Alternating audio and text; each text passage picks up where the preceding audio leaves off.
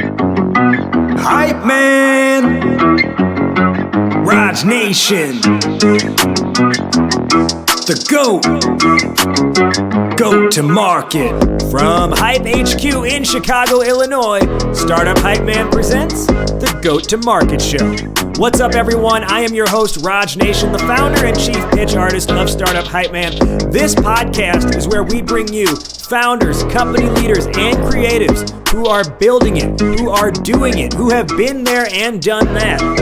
And they pull back the curtain on their go-to-market strategies so that you can build a venture that you love and become the GOAT of your industry. Want first listen on episodes before anyone else? Subscribe to our newsletter at startuphypeman.com. You will get alerts every Sunday morning when we release new episodes. All right, let's hear how today's guest is becoming the GOAT.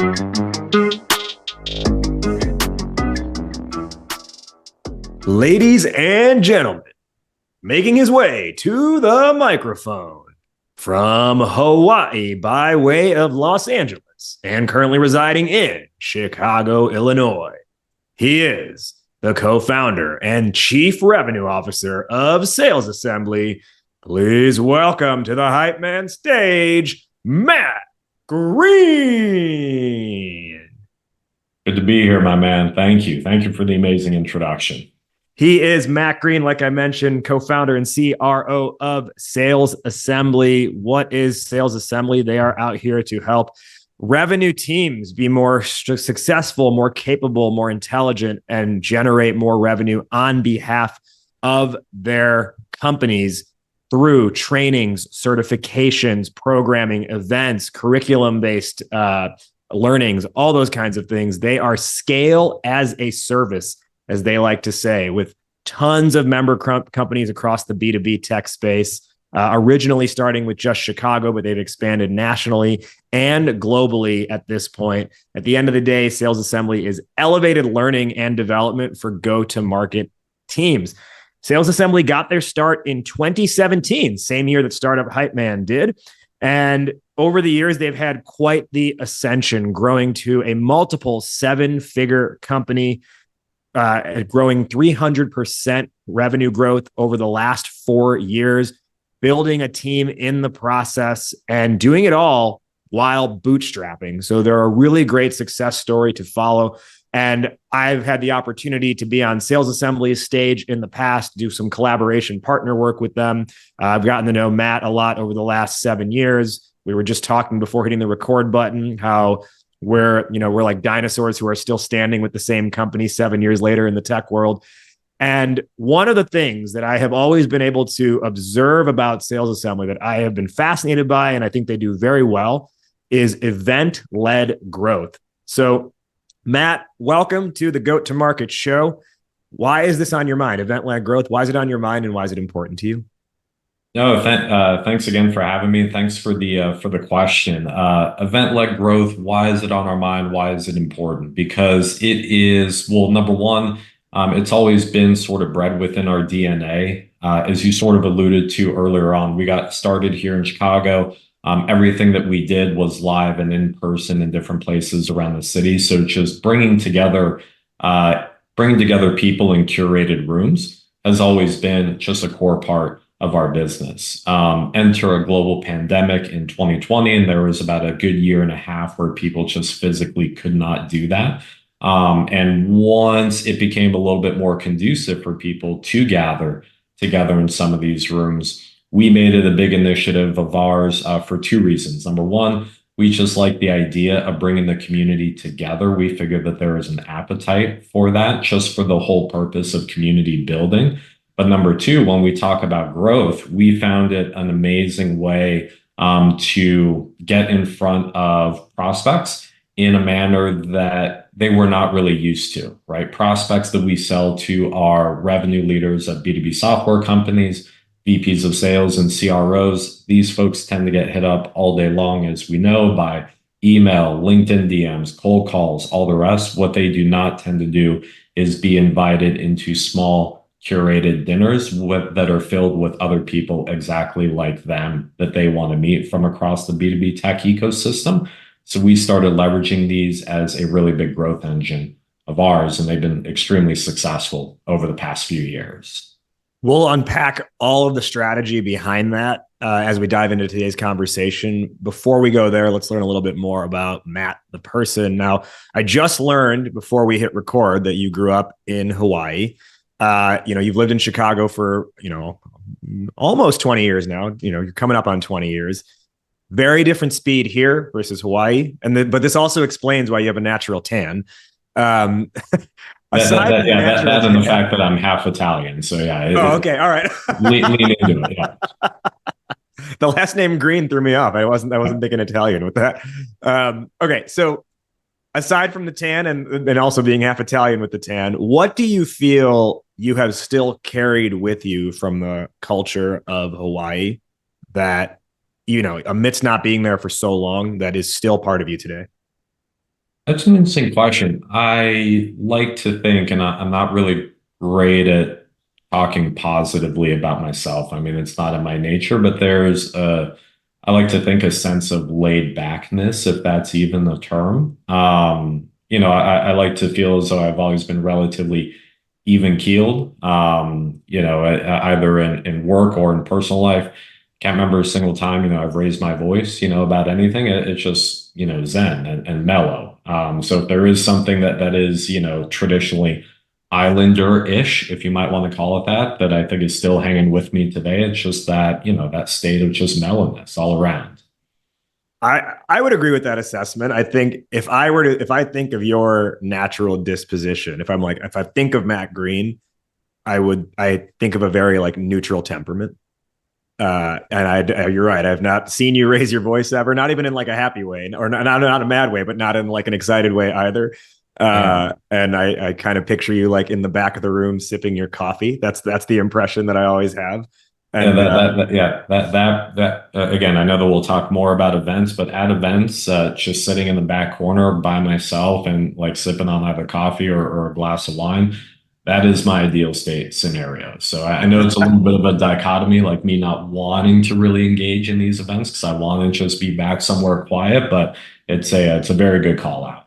Yeah, it's quite the we are exact opposites in that respect. I am like the loud person in the front of the room. So there's a Lil Wayne lyric that has resurfaced recently through like TikTok and like that, like Gen Z like just discovered this lyric that's like 15 years old. And Lil Wayne I don't remember what song, but this was probably in like 2009. He rapped, "Real G's move in silence like lasagna." And I think that's a Matt Green line right there. You're a real G and you move in silence like lasagna. I appreciate that. I'll take it. Yeah, that sounds amazing to me. One other thing people may not know about you, because oftentimes when you are in public settings, you're wearing long sleeves, is that you're quite tatted up. What is your favorite tattoo and why? That they're all, it's hard to answer because they're all rub on, right? I just put them on every morning just so that I look cool. No, I am partial to the sleeve on that goes down most of it 3/4 down the way of my right arm for two reasons. Number one, the initial motivation was to cover up one of those armbands that I got as a dumb teenager. I remember I was 17 years old, we're just about to graduate high school. All the friends that I went with were 18 years old. So we wanted to go get tattoos so that we could look tough and cool and all that. And in the process of trying to look tough and cool, because I was under 18, I had to have my mom come in behind me and sign a release so that I could get a tattoo, which automatically sort of negated the coolness factor and the toughness factor. So there's that, and then you can't really see it, so I won't bother making it out right here. But there is an ancient Gaelic dialect called Oyam, is how you pronounce it. And I have my son's birthday, which is the symbols, at least, that are part of this tattoo. So has a special meaning to me. Yeah, that's great. The average child growing up, I would say the majority of people who work in sales today did not grow up saying, when I grow up, I want to work in sales. What was your foray? Like, how did you even first get started in sales? Like a lot of other salespeople, accidentally, and because I had really no other viable options at the time, or was just kind of lost. So I remember in high school, when I was in ninth grade, I think, I went on, my family and I traveled to the East Coast to look at colleges for my older brother. And during that trip, I remember touring the FBI headquarters. I said, "Oh my God, this is it. This is what I want to do." So I planned for it, studied criminal justice in college and had planned on going into a career in the FBI. And the day that I graduated, I woke up and for some reason, like, I don't want to do this anymore. So I was like, okay, well, what do I do? And what does someone do when they can't follow or decided to have not followed the career path that they had studied for? Tend to fall into sales. So yeah, I started working in sales at a small company called American Express. It was actually American Express Financial Advisors. No salary, no benefits, 300 cold calls a day, 6 days a week, including Saturday. And that's how I was brought up in this industry. Wow. Wow. The no, so I've never done I guess aside from running my own business and getting that started, I've never done for someone else the no salary, only commission thing. If you think back to that time, like, how do you operate day to day knowing that there's no guarantee on the other side? Yeah, they like to think, and of course, there is an argument for this that it is, an additional motivating factor. If I don't make an additional 5, 10, 15, 20 dials, I'm not going to have the opportunity to get paid. And, in their, I'm not sure if you want to call this a defense, but the environment that they built there was very similar to the movie Boiler Room, right? Where everything was really pumped up and exciting and like, hey, here's how much money you're going to make if you do this, that, and the other thing, and very competitive. But yeah, at the same time, leadership would, every 2 weeks, that we would have a new class start of where, my first day was me and 8 or 9 other people. Leadership would take bets on how many of us would quit within the first week. That was just the type of environment that we operated in. Through that experience, obviously you liked it enough to stay in sales for a long time. And then you end up with your co-founder, Jeff Rossett, in 2017, starting something called Sales Assembly. But I don't know if it was originally Sales Assembly or was it originally Venture Scale, or was Venture Scale maybe an offshoot program of Sales Assembly? Can you kind of talk about the founding journey here? Yeah, so one clarification for what it's worth, I wouldn't say I enjoyed it. I'd say I did well enough at it to justify continue doing it. So yeah, it's just small difference there. But yeah, the quick version is continued working in the financial services industry. Got an opportunity to move here to be a part of a new division at JP Morgan here in Chicago. Did that for a number of years. As I was working in that industry, I got recruited to join a Series A startup here in Chicago as one of the sales leaders. Jeff, who I had met serving on the board of a charity a few years prior, he was one of the first people that I hired over there to work on my team. So we had worked there together for a good year and a half. Wake up January of 2016, LOL, we both got riffed along with a good percentage of the company. So we, again, we're just forced in this position where it's like, okay, what do we do? Do we go find W-2 jobs or do we kick around some other ideas? And Sales Assembly actually was initially Jeff's idea. Prior to that, we had kicked around a couple of other ideas that hadn't gotten off the ground. But Jeff had this idea for Sales Assembly, which really started just as a community for VP and C-level revenue leaders of B2B tech companies that were here in Chicago, because we saw that none had existed and we saw that there was an appetite for these types of leaders back in Chicago in the 2017, 2018 sort of era to get together to exchange ideas and best practices. Now, the original version of Sales Assembly was these in-person events. So let's kind of use this as the on-ramp into our primary topic today, which is mastering event-led growth. There, you can start a company like that, but like, I've hosted a lot. I've hosted events before. Like it's not easy to pull off.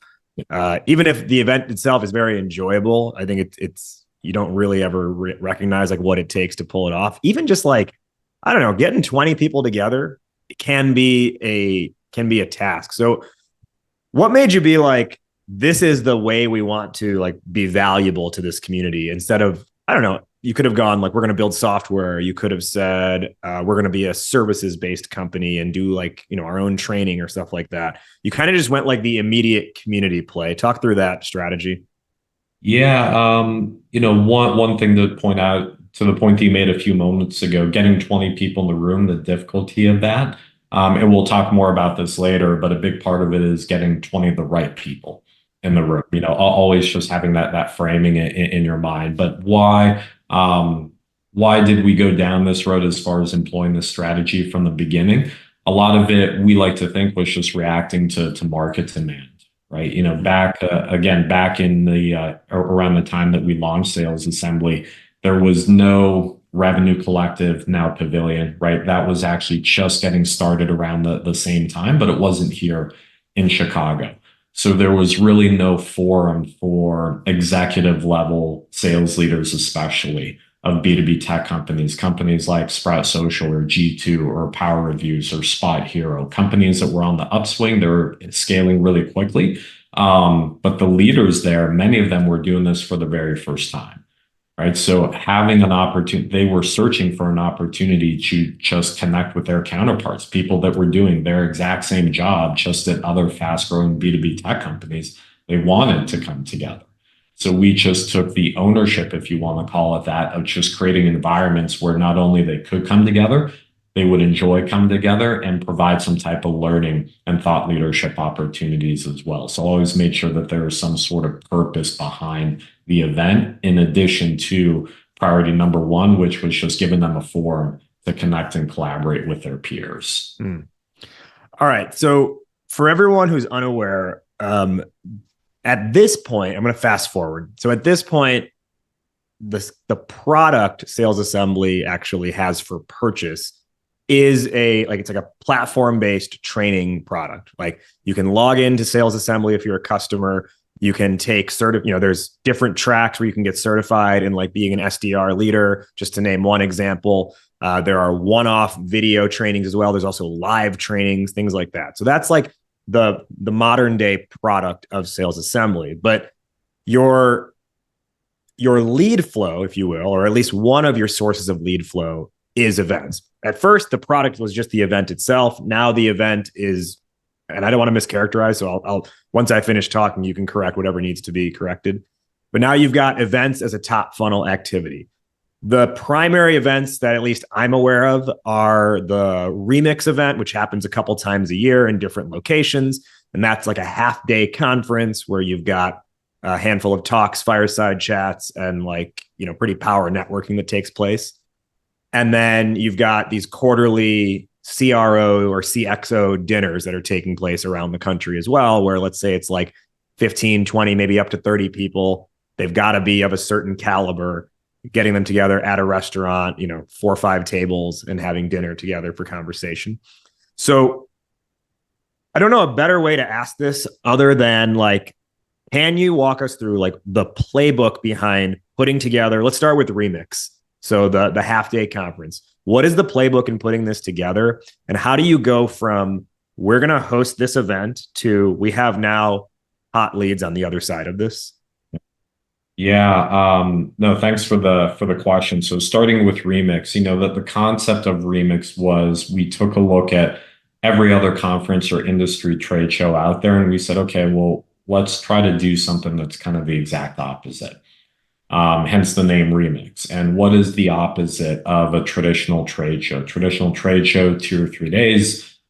Tickets are anywhere between $500 to $1,500. You walk in, lanyard, sponsor booths everywhere, swag, product pitches, all that good stuff. We said no one wants any more of those. There was enough of those, right? So what if we put together something where you didn't have to book a hotel?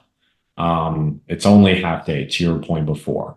Do we have sponsors of these events? Absolutely, but we do not have sponsored booths, because if you're a VP of sales or CRO, You walk into a room like this, you don't need a USB charger. You don't need a fidget spinner. You don't need a branded t-shirt, right? Nor do you want any of that stuff. You get sent that kind of stuff all the time. On stage, you don't want to hear about the new AI product that just rolled out. You want to hear leaders that, again, have your job title that have been doing the job maybe 5 to 7 years longer than you. Maybe they've taken a company public before, and they're walking through how they're going to take their current company public, how they've built their go-to-market motion. So we wanted to, again, just flip the sort of traditional industry conference on its head and create a new experience that people would naturally be drawn to. And what that is Remix, where, like I said, half-day event, the content is curated, especially for executive level revenue leaders. We do not sell tickets. We don't monetize ticket sales at all. It's invite only. And the only people that we invite are executive level revenue leaders from B2B SaaS. So again, going back to the original theme, it's combining content with a sense of community amongst a very curated demographic. So once we have that experience put together, it's really easy for us to fill the room with, let's say, 150 people. Maybe 75, 100 of them are current Sales Assembly members and customers, VPs of sales and CROs and VPs of CS and VPs of RevOps from the companies that we work with. And the balance are going to be companies that are not members of Sales Assembly, but we like to become members of Sales Assembly. So they're in that room. They see this really cool experience. And who are they surrounded by? Our advocates. People that when they're hobnobbing and they're enjoying happy hour, when they're shaking hands and just having good conversations, these are people that are naturally going to talk about Sales Assembly in a really positive way, which will make the prospects much more inclined to hop on a call with us afterwards and talk about how they could potentially get them and their companies engaged in Sales Assembly. Okay, so I want to break down a couple of things you mentioned. Let's come back to the sponsorship aspect. I know earlier I mentioned like the product now is the technology platform and the training, but you are still able to make the event itself revenue generating and a revenue product through selling sponsorships. But like you mentioned, it's not a typical sponsorship. You don't have booths, it's not a lanyard or whatever you might see. There's no fidget spinners, things like that. What's the value prop you're selling to that sponsor if they're like, well, but if I go to this if I do this conference, I get this presence, I get a booth, I get to speak on stage, this, that, and the other. I know you've got the targeted audience, but can you kind of like shape how you're saying, yeah, but this is still valuable? Yeah, absolutely. And you spoke to it a moment ago with the target audience, right? So yeah, I mean, if you want to go to a big conference and spend 50, 75, 100, 150 grand on a booth, and sure, you will get hundreds, if not thousands of people walking by that booth day in and day out and maybe taking some of the swag and dropping their business card, if they still have business cards, in a fishbowl or, whatever people do these days. But who are those people going to be, right? It's going to be, I'm sure they're all going to be great people, but as far as job titles and do they fit your ICP, it's going to be a mishmash, right? Sure, you might have some revenue leaders if you sell the revenue leaders like we do, but you might have some AEs, some engineers, some investors. And again, all great people, not the types of people that you paid tens, if not hundreds of thousands of dollars to meet. Sales Assembly, what you spoke about a moment ago, the crowd is what we're selling, right? So if you are a company that has a product or service, a company like Gong that we've been fortunate enough to partner with over the past 6 years, or a company like Lavender that we partnered with over the past 2 to 3 years, you have a product or service that you want to sell to VPs of sales and CROs, I can tell you, I could essentially guarantee you that in this room, there's going to be 150 VPs of sales and CROs. And if you want proof of that, here's the attendee list of all the other Remix events that we've done over the past few years so that you can validate that, right? And sure, we're going to give you branding. We are going to provide, some other opportunities for you to maybe engage with a crowd while you're there. But the value is going to be your sales team is sending these people emails all day long. They're cold calling them. They're not responding. You want to meet them in person, they're all going to be here, right? And they're all going to be here for this half-day period. Let's give you and your sales team an opportunity to meet these folks in person and build authentic relationships that you can then follow up on after the event. I might have misspoke earlier when I said they don't get stage time if they're a sponsor. Is that an option if someone's paying the right sponsor level? It is an option. It candidly doesn't have anything to do with spend. It has to do with whether or not, and this goes back to the curation of the content. It has to do with whether or not we think that the content that they're going to provide is going to be conducive and befitting the executive level crowd. So what we will not have under any circumstances is a vendor up on stage talking about their product. But if we have a vendor on a company that just happens to be a vendor on stage and they're talking about really compelling research, right? So for example, Challenger has been a sponsor of ours over the past couple of years. We've had them on stage multiple times, whether they've paid to be on stage or not, simply because we know from experience that they always bring really compelling research and insights that the VPs of sales and CROs in the audience love consuming. And that's Sure. what matters most to us. Now, it is very easy for, if a sponsor to get on stage it's very easy for them to do a product talk and almost a demo. Can you share how, like, what's your process for really being like scrutinous to make sure it is going to be valuable content? Do they have to like submit slides in advance? Do they have to run the content by you first? How are you actually vetting that? Yeah, all of the above. Not only do we set expectations well in advance, if we're going to engage in a sponsorship arrangement, we being me as the person that traditionally sells these things, sets expectations as far as like, hey, here's what it needs to look like, right? And again, money aside, whether or not we want you up on stage, that's going to be entirely up to us, right? And a big part of that is going to be, like you said, just vetting the content well in advance, both with the leadership team and the product team that we have here at Sales Assembly. All right. Okay. So you've got that like vetting in place. Let's shift now away from the sponsor talk into the audience and the curated group you have there. It's filled with existing members. And by the way, this is a very timely conversation because I believe your most recent remix, as of this recording, your most recent remix happened like 5 days ago. Yeah, 1 week ago today, actually. Yeah. So it's very timely and top of mind. The makeup of the attendees, are you intentional about how much percent is existing customers versus how much are prospects you're inviting to attend? And by the way, is there a ticket price associated with it? Yeah, so there's no ticket price. So we don't monetize tickets at all. We don't charge anybody to enter, but at the same time, you can't get access unless we invite you, right? So again, that does give us the opportunity to curate the crowd to the, in air quotes, for those of you that can't see this, the right type of people, the type of people that we want to meet and that other attendees want to meet. To your earlier question, we are intentional-ish around the pie chart visualization around what percentage is existing members, what percentage is prospective members. I mean, as you can imagine, I'm sure that it's easy to presume that we prefer that there are more prospects in the room than members. But that just tends to be not the reality, right? So as long as we have, a good 60-40 or 70-30 mix between members and prospective members, we would consider that an extremely successful event. Okay. I want to go a little bit more into these prospective members. Before we go there, I want to take a step back for our listeners. I mentioned earlier, Sales Assembly's core product is technology. So if you're listening right now and you have a technology product, then you want to make sure it's built the right way. And what do you do in that case to make sure that it's built the right way? Well, you want to make sure you've got the right partner if you don't have an engineer in-house. And that right partner is a company called Akeva. And I like to think of them as the GOAT of software development. The reality is, I personally have seen way too many startups that I'd like to admit get screwed over by using offshore or budget dev shops. And those offshore and budget shops, they are providers who are order takers. They will do the bare minimum. And that often really means your software has gaping holes in it. I've got a couple nightmare stories of that from some of our clients. Or you're forced to pay hidden release fees to claim ownership of your code.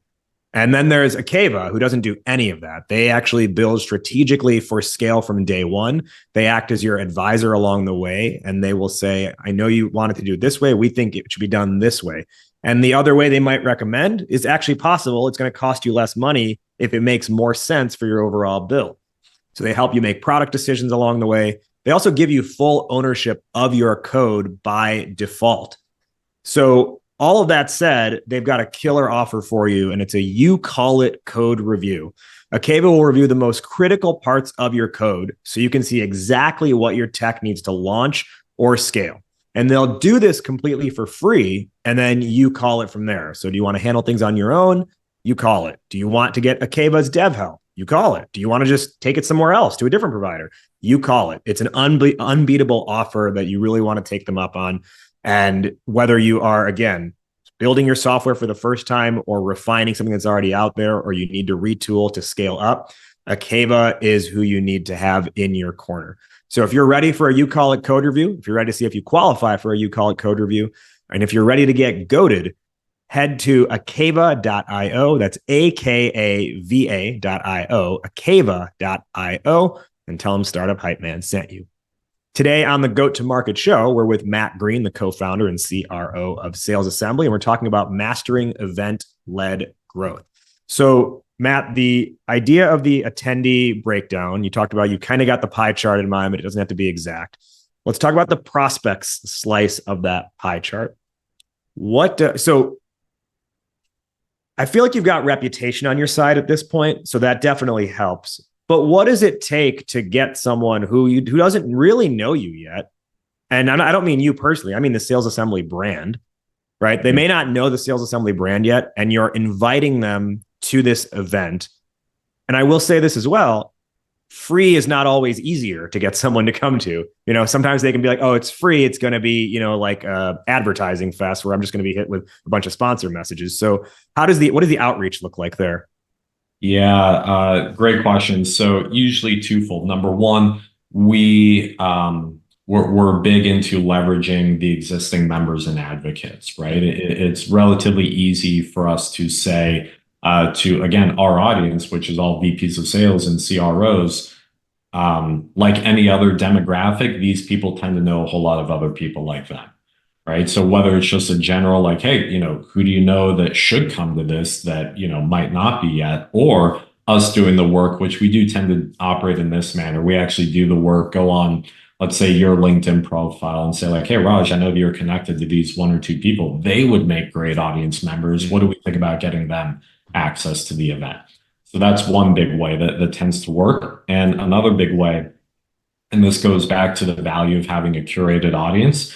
And I don't understand why I do understand why more event organizers don't do this, because they don't have such a curated audience, but we lead with our attendee list, right? If we're reaching out cold to an executive level revenue leader that, again, is getting pitched stuff all the time, and we say, hey, come to this event, here's the agenda, it's free. And oh, hey, by the way, here's an Excel sheet. About 100 names on it right now. You're going to see all the names, job titles, companies, right? And you're going to be able to see that, hey, wow, this is a really gangster list. These are people that I recognize. These are brands that I recognize. If they're all going to this event, must mean that there's something here, right? So we usually follow those two tracks to get it done.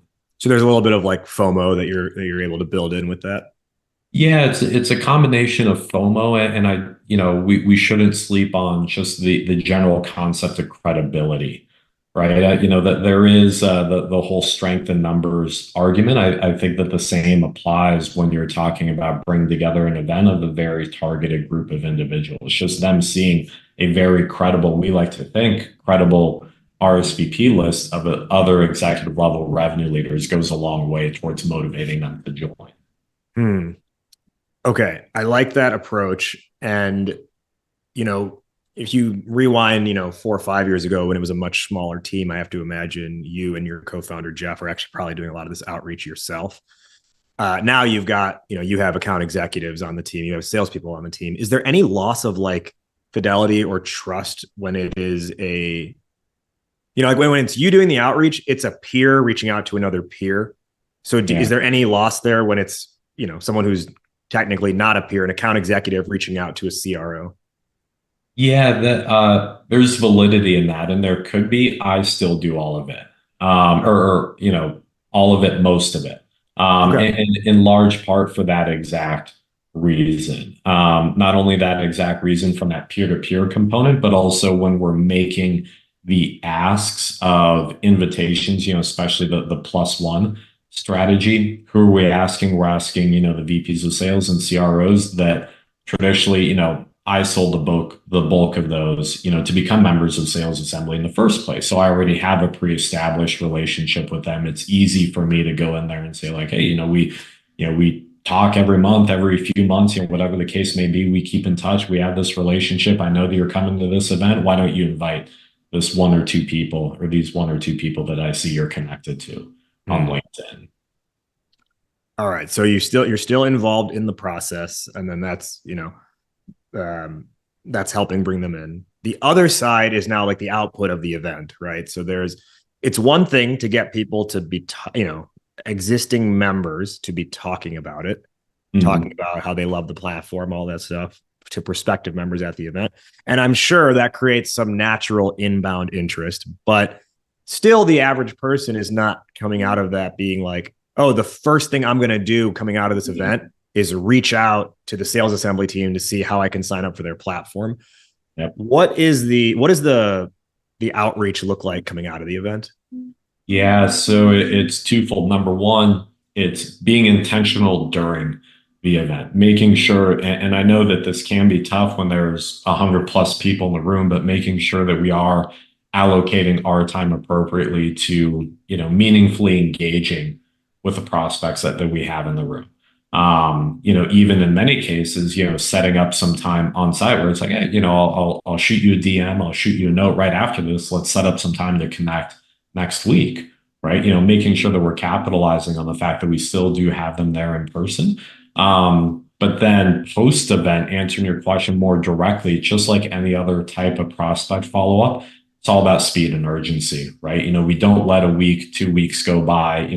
We had our most recent remix event, as you mentioned before, on Friday, last Friday. On Monday, we made sure that all of our follow up emails went out, if not over the weekend, because we know that the executives, by nature, they tend to be a little bit more engaged in their email over the weekend. So it's easier to catch them on a Sunday afternoon, right? So just Interesting. following up with a really brief message to say like, hey, great meeting you, had a great conversation, man. I wish that we had the opportunity to get to know each other a little bit more. When can we hop on a call, or when can I buy you a cup of coffee sometime over the next 2 weeks, and just making sure that we get it on the books as soon as possible. Yeah. Okay. So this is pretty interesting.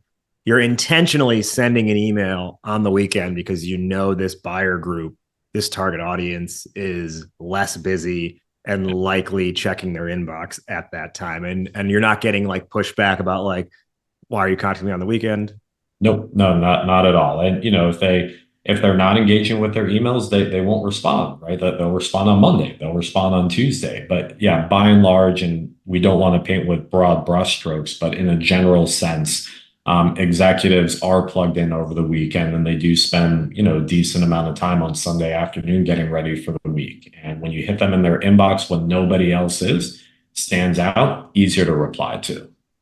And is that message, and perhaps you'll reiterate what you just said, is it as simple as was great meeting you, would love to talk about, would love to learn more about what you guys are doing and see if we're a fit, this week?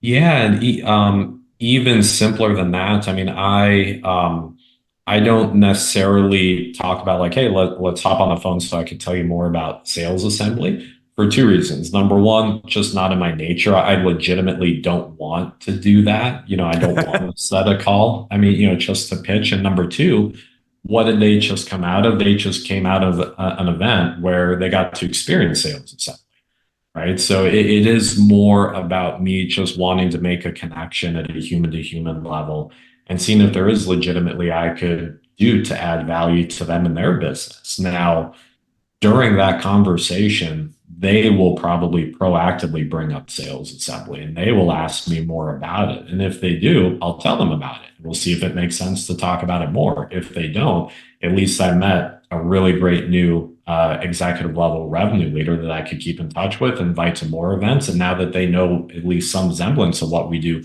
maybe they'll want to engage with us in the future. Let's talk about that email just a little bit, just for a little bit longer. So that follow-up email sending out, are you doing it as each person's getting an individual email, or is it, one message, maybe segmented a couple different ways, just sent as like a mass blast? Yeah, so we will have both. So we'll have like the traditional marketing email that you would send out from like, an active campaign or a HubSpot or something like that. Like here's the event recap and here's all the slides and photos and all that good stuff. But nobody responds to that. What will they respond to is that personal, hey Raj, great chatting with you, love learning more. You're talking about your family, you're talking about, this trip that you just went on. Love learning more about that, trying to sprinkle in some legitimate personalization and what you actually heard during the conversation. And again, like I said before, it's like, hey, it'd be great to catch up more outside of such a loud environment. When can we hop on the call? One of the ways that so if I take a smaller version of events, it's webinars. And that's something that has been part of the Startup Hype Man, like kind of reliable go-to-market channel over the last several years, is doing a pitch workshop, which I do quite regularly with different audiences, and then sending out a follow-up sequence after that, which is, email one is going to be, thanks for attending. Here's the follow-up resources I promised you. And here's my calendar link. If you're ready to move on this, if you're ready to talk about your pitch and discuss, your goals. And then there's a drip sequence that follows that. And that's been, it's interesting because in the webinar itself, I'll get some contingent of people who, before the webinar is even done, they will have booked a meeting. Either they'll have gone to my website, or the last slide in the webinar deck has a QR code on it that just, if you scan it, it goes to my Calendly page, which that's a technique I learned from someone else that's quite effective. And then what I find interesting is like follow-up email, not the first follow-up email, but follow-up email like 2 or 3 generates a second wave. And that second or third email is coming like 3 and 6 days after the original event. And that ability to like remind people that you're there, I found to be very, very useful, because even if they loved the content, if they thought about reaching out, it's just they get busy with other stuff. So you just have those like bumper reminders progressively that let them know you're there. And by the way, like, here's the thing to meet if you want to meet. And I've been using Active Campaign for that. It's been really helpful. Anyone who's listening, you probably know by now, Active Campaign is a partner of the show. We've got a 2-week trial link in the show notes if you want to check them out. But coming back to Sales Assembly's method, and I will say, like, in my process, I'll do the automated. And then if there were a couple people who I could kind of spot during it who were like really, really engaged, I'll also send them a personal email. Mm-hmm. Do you find when you're doing kind of like, I think the air coverage, let's call the automation the air coverage, I think that's really important. Do you find when you're doing that they are, if they're not catching the personal, are you ever catching them in like, that second or third or fourth automated follow-up? Yeah. Short answer is yes. I mean, the one caveat is that we don't have a whole lot of automation set up from a prospecting perspective. It is a little bit more manual, but we do it, right? Mm. And why is it not automated? Because we're always trying to, in any type of outreach, even if it's on the second or third step, which again, very similar to you, we don't have a whole lot of people, or we don't have everyone on the first step. Like, oh yeah, they respond right away. It usually does take, a nudge or two, but we always want to make sure that we're infusing some type of personalization, right? Mm-hmm. So for example, if in email one, I mentioned like, hey, Raj, you're telling me about, your family. I'm going to mention that in email one. In email two, like, hey, you also told me about this trip that you went on. So again, I'm going to try to piece together like, okay, what is going to be just one or two other components I can build into the email so that Raj knows that this is me. And I'm a human. This is an automation. I'm just trying to connect with you on an authentic human to human level. And another reason why we don't necessarily use a whole lot of automation in that regards, because we like being able to mix up email with LinkedIn, A lot of times just that pattern interrupt of getting out of their inbox and sliding into their DMs on LinkedIn does tend to sort of break the cycle of them not responding. Yeah. Yeah. And I think too, it doesn't hurt to be in multiple places.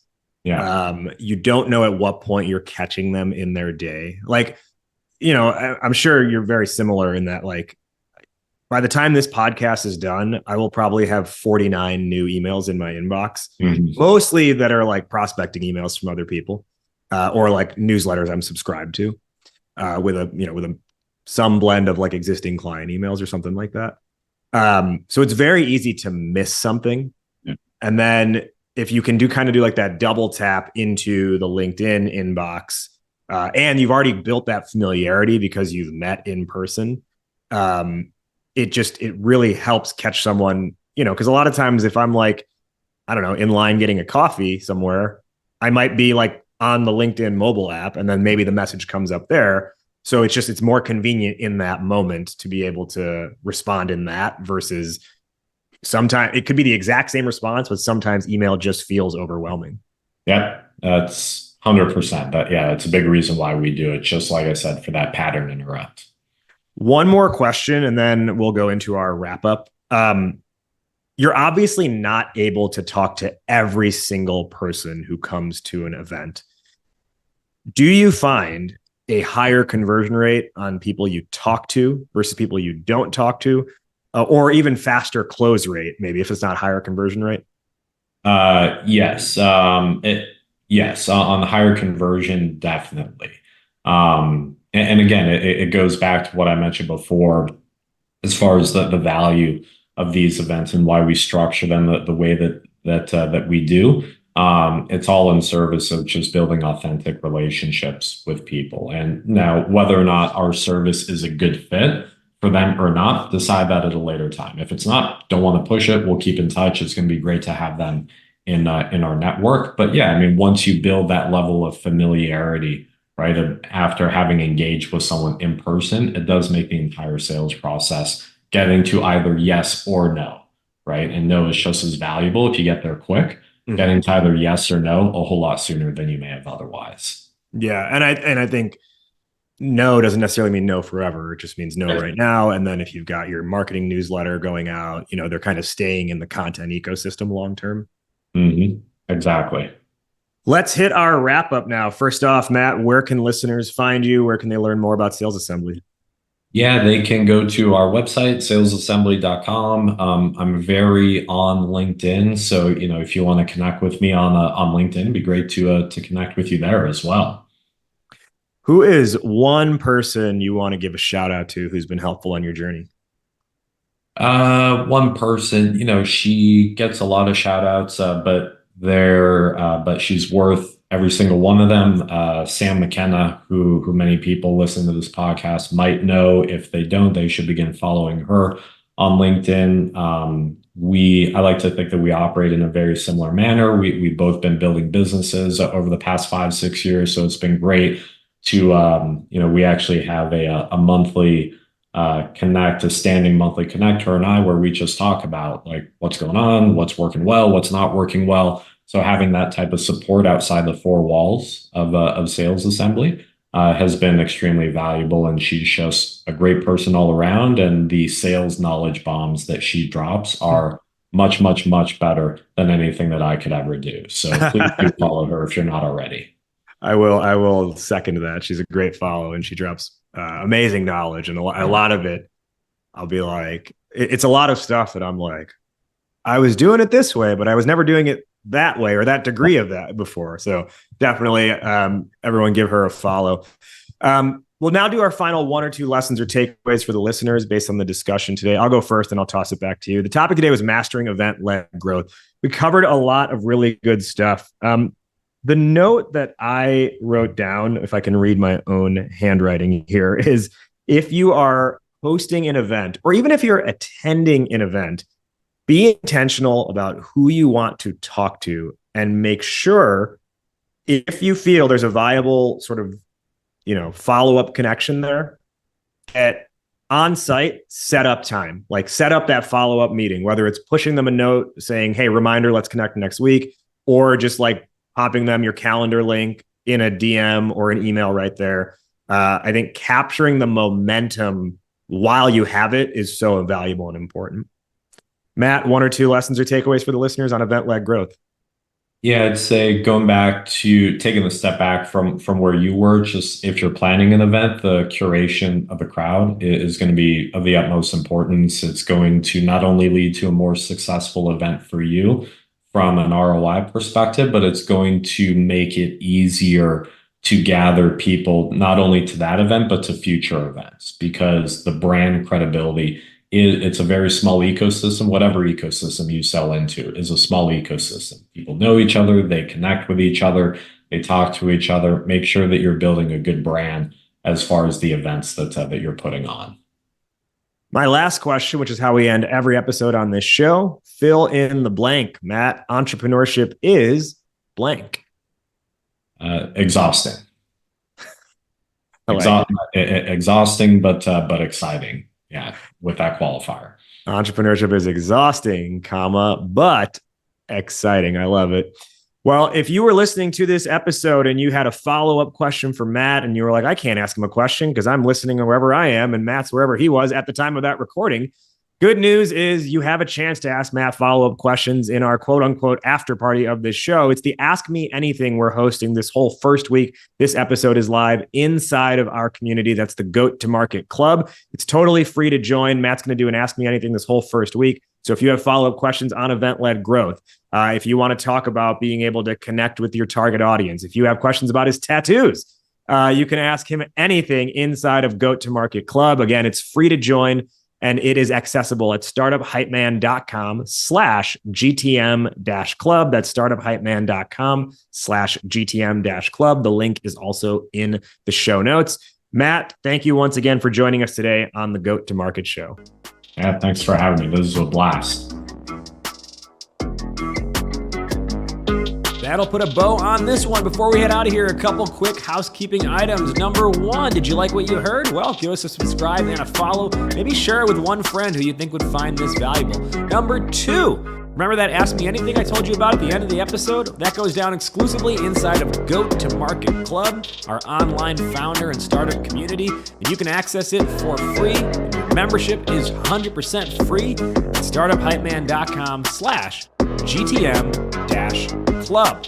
Number 3, need pitch help? Startup Hype Man is your man. Whether it's a fundraising narrative or a go-to-market or category narrative, we've got you covered to make sure you have messaging that doesn't help you just go to market, but of course, what? Helps you become the GOAT to market. All right, we will see you next week here on the Goat to Market show. Thank you for listening. And remember, why be a unicorn when you can be the GOAT?